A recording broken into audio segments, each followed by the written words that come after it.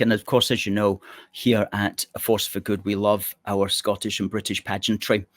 And we believe that it plays a very, very important role in the whole concept of the nation. You know, somebody was saying yesterday on Twitter, they were talking about how they were going to be seeing all of this today and so on, and what was the point and so on, and it's not democratic, blah, blah, blah, blah, blah, blah, you know, the whole story.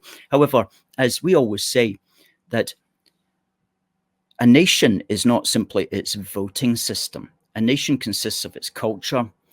It consists of its general political constitution, which involves voting, but also involves other things.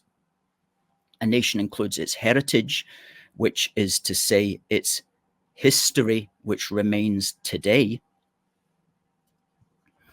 And it also involves all of these things come together to create an identity, a national identity. And we're very lucky in the United Kingdom. All parts of our kingdom have so much heritage and so much pageantry as well, that it really all knits into a very nice sense of national identity that we like to talk up. And so in that sense, I think the pageantry of the state opening of Parliament reminds us that our political constitution, which we enjoy today, has been forged through the ages. It's not just something that Keir Starmer has thought up today. It's got a tradition that goes way back into the midst of time, right back to the Declaration of Arbroath, right back to the Magna Carta.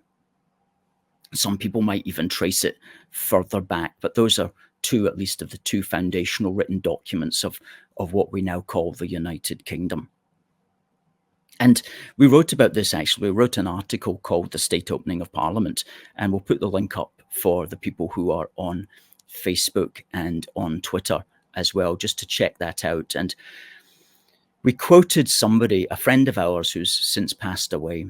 We quoted something that he wrote way back at the start of the 21st century.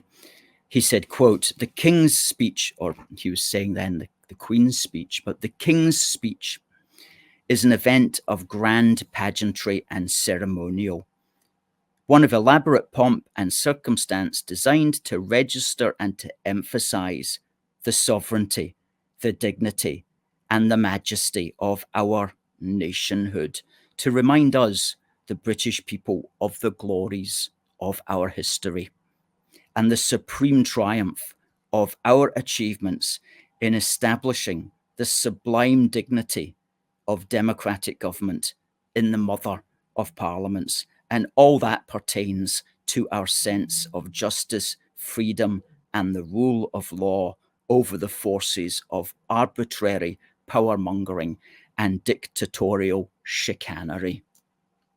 I've always loved that quote. You can read it in full at that article that we wrote about the state opening today.